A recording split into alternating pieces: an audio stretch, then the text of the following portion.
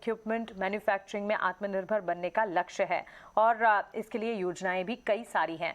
यही पूरी खबर से जुड़ी एक्सक्लूसिव जानकारी लेकर मेरे सहयोगी हमारे साथ प्रकाश प्रियदर्शी जुड़ गए हैं। प्रकाश, बताएं इस पूरी जानकारी, इस पूरी खबर से जुड़ी डिटेल्स क्या हैं?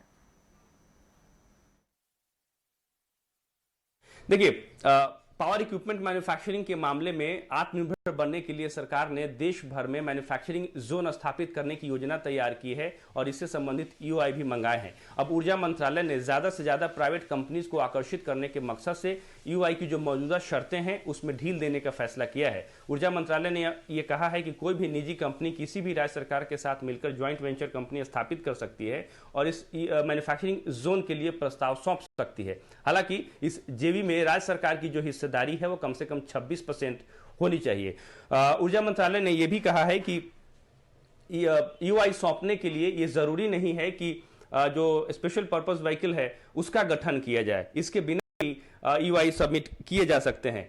ऊर्जा मंत्रालय दरअसल मैन्युफैक्चरिंग यूनिट लगाने वाली कंपनियों को इंसेंटिव्स देना चाहती है ताकि ज्यादा से ज्यादा कंपनियां आगे आएं और पावर इक्विपमेंट मैन्युफैक्चरिंग में तेजी आए। इसके अलावा शर्तों में और ढील देते हुए ऊर्जा मंत्रालय ने कहा है कि निजी कंपनी के पास यह भी विकल्प होगा कि इस जेवी से बाहर आ जाए, लेकिन इसके लिए जरूरी है कि जितने भी एरिया में मैन्युफैक्चरिंग यूनिट लगाना है कम से कम 50% का काम जो है वो पूरा हो जाना चाहिए। साथ ही साथ एक दूसरा विकल्प ये भी होगा इस जेवी से बाहर आने के लिए कि आप 10 साल के बाद, जब आपको मैन्युफैक्चरिंग जोन अवार्ड हो जाए उसके 10 साल के बाद आप इस जेवी से बाहर आ सकते हैं। जहां तक मैन्युफैक्चरिंग जोन में पावर सप्लाई का सवाल है, इसके लिए जो पावर टैरिफ है उसको 5 साल तक फिक्स रखने का विकल्प दिया गया है। उसके बाद इसमें 3% की बढ़ोतरी जो है वो होगी। इसका मकसद ये है कि कंपनियों को सस्ती दर पर बिजली मिले और मैन्युफैक्चरिंग जोन के अंदर जो इक्विपमेंट बन रहे हैं वो भी कॉस्ट इफेक्टिव हो।